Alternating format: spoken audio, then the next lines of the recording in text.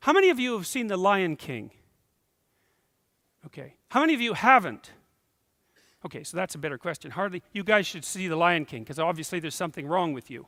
So, anyways, I want to tell you about the world of The Lion King. Now, one of the things I want you to notice is that when you go see that movie, or when you show it to your kids, when you watch it at home, I don't care what, you fall into it. And that's very strange, because first of all, it's not a world, it's drawings, right? It's animated drawings of a world. It's very low resolution. And the creatures aren't human, they're animals. You've all noticed that, no doubt. And the world is magical, because things happen in it that aren't the sorts of things that obviously happen in the real world. But you don't care about any of that. You don't care that the animals talk. You don't care that the lions are kings. All of that makes perfect sense to you. And that means that, which is a very strange thing, which it means that the manner in which the characters are represented and the world that they inhabit is somehow familiar to you. Because otherwise you wouldn't fall into it, and you'd notice that what you're doing is so strange, because it really is so strange. So imagine the opening of The Lion King. So what happens is that the camera pans over the great African plain, and you see all the animals gathering, right? They're all coming together, and there's this kind of thrilling black gospel music going on in the background with an African beat. And it's really well done, the opening of that movie. And then the camera pans up, like it's revealing something, and you see this structure that's known in the movie as Pride Rock.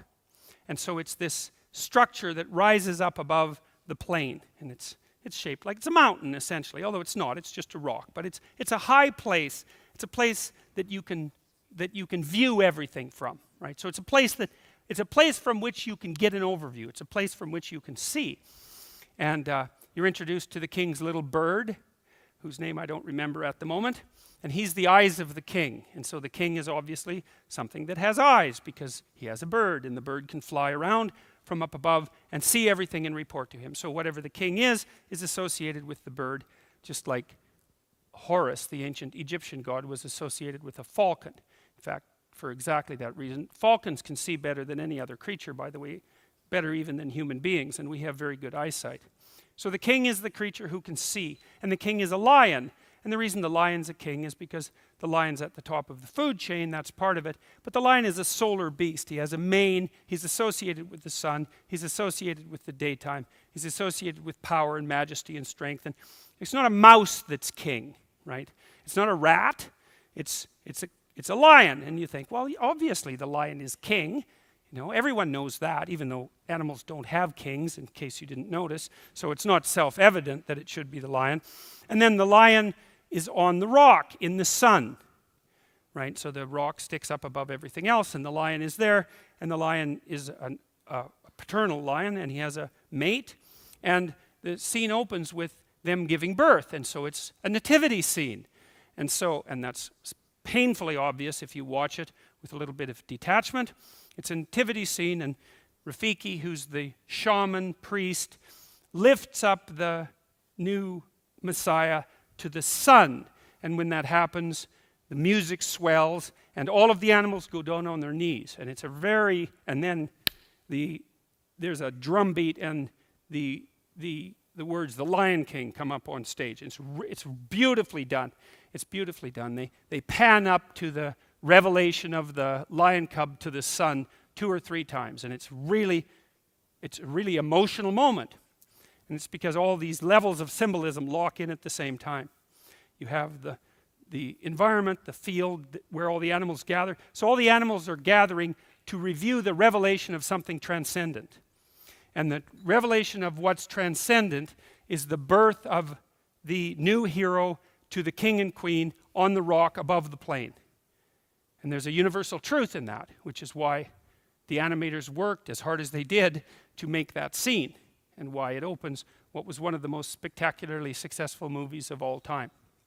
And the way the filmmakers do it is when Rafiki holds up the infant Simba, the clouds break and the sun shines on him. And that's the culminating moment. And that's the revelation of the identity of the newborn hero with the consciousness of the sun. And so we're light creatures, we're daytime creatures, we're visual creatures, right? We're not nocturnal.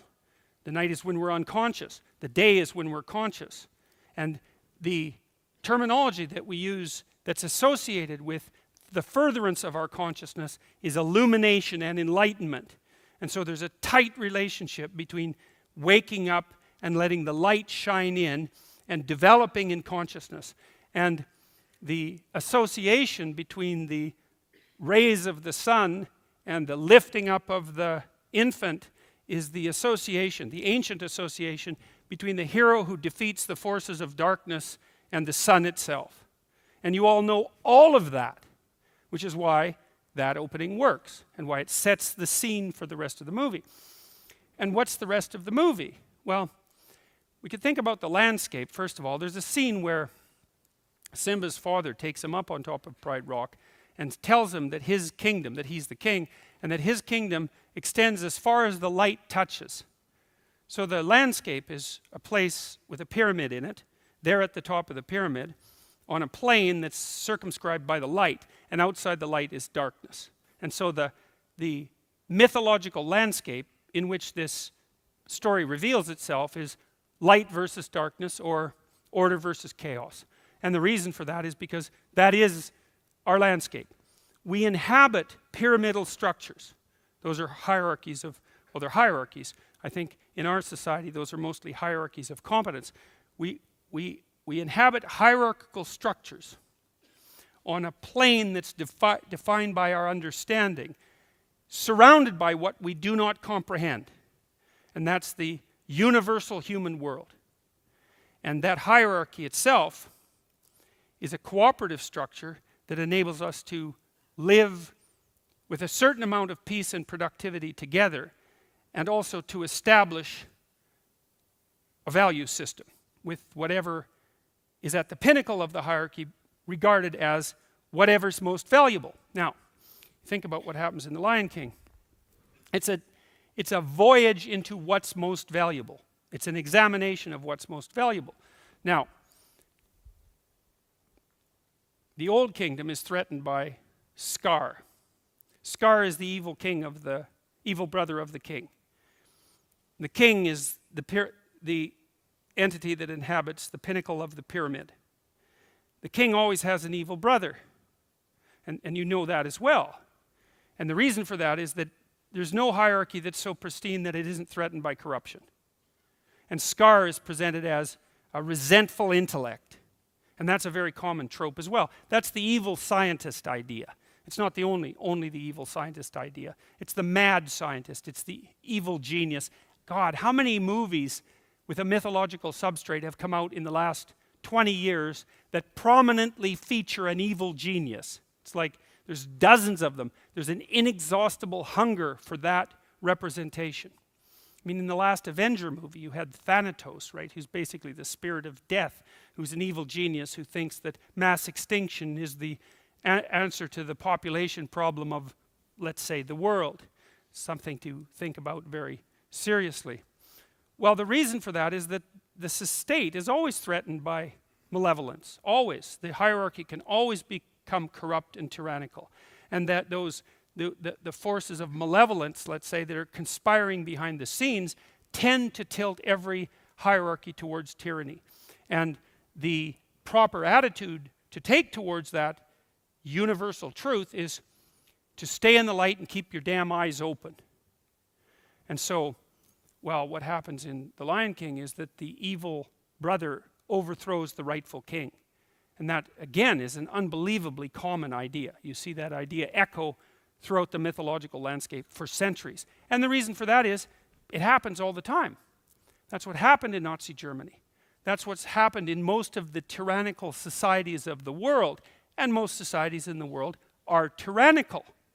There's always the possibility that the hierarchies that we live in will become corrupt and counterproductive.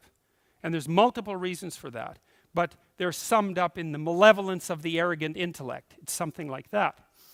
That's a very common idea. That's the character of Milton's Satan, by the way, because he's the ultimate in arrogant intellect. Milton's Satan is the figure who believes that his knowledge is sufficient to do without the transcendent, to do without the idea that there's something beyond or that there's still something to learn. All I know is all that I need to know, which is exactly the belief of the fundamental tyrant. The evil brother of the king kills the king. Simba loses his father. Well, that's another common idea, because everyone loses their father in some sense. People grow up and become cynical as teenagers. And the reason they become cynical as teenagers is because they see that the corruption of the state is sufficient to undermine their confidence in the benevolence of the state. And they get cynical prematurely, because what the hell do you know when you're a teenager? But you're encouraged in your cynicism frequently in our culture, which is a very bad idea. Now, I mean, even though it is the case that the structure is always threatened by malevolence, let's say, and human weakness. Simba ends up fatherless and lost and alienated from his kingdom, just like King Arthur.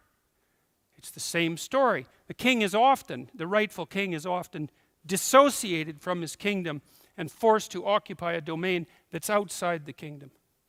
And that's what happens to Simba. He loses his father. And what happens? He adopts the lifestyle of an impulsive adolescent. That's what happens. And so he's out there in no man's land with his useless teenage friends, doing nothing of any good except living for the moment.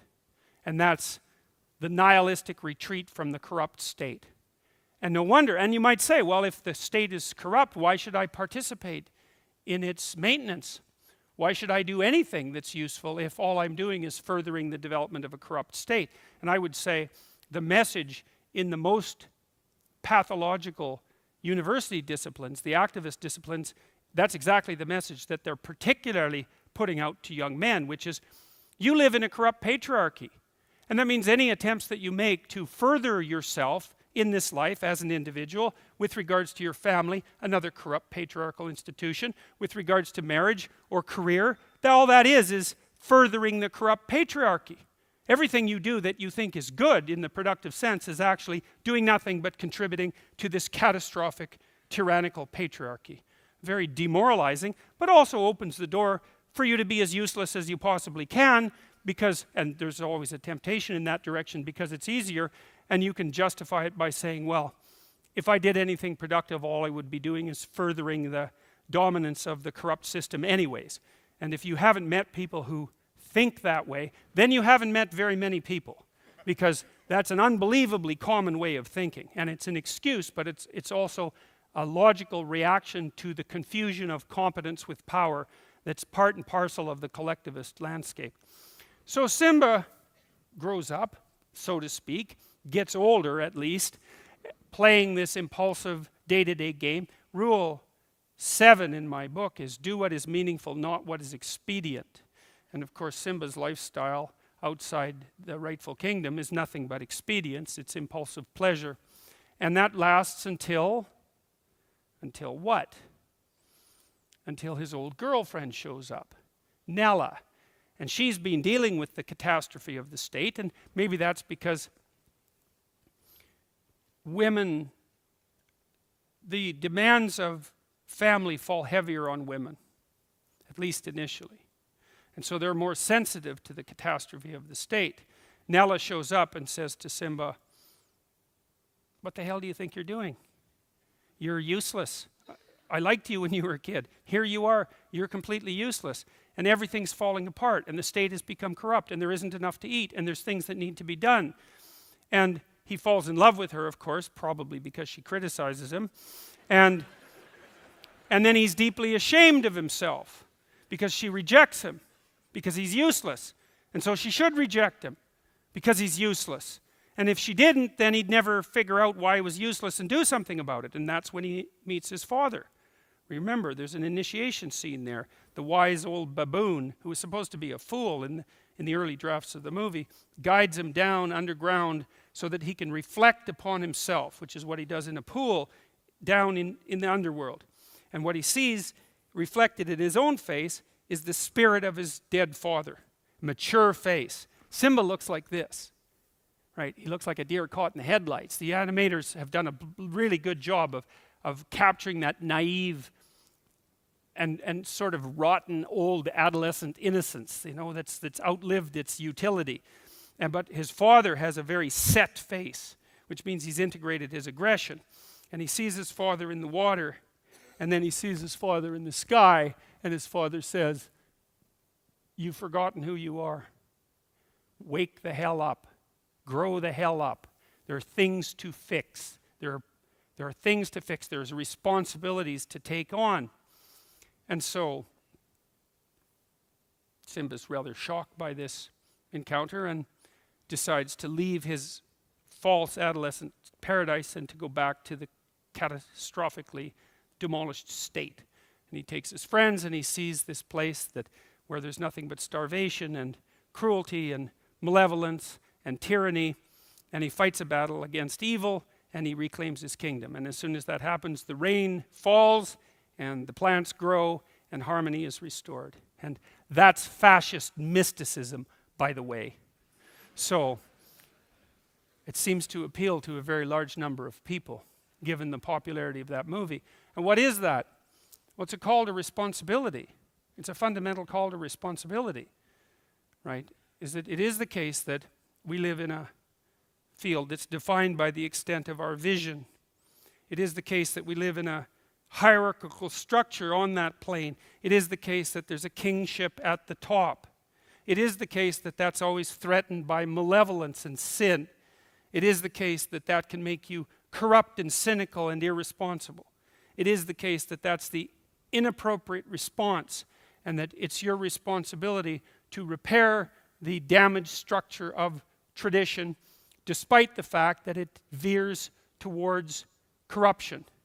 It is the case that if you take that responsibility on yourself, that the rain falls again and everything flourishes. It's correct. It's the right way of looking at the world. And if we didn't know that deeply, everyone in this room wouldn't have watched that movie. And you think, well, it's so strange that we can watch that movie without understanding it, right? You can fall into it, because you do. When you go to, you might wonder, well, do people have religious experiences? Because people wonder about the truth of religion, let's say.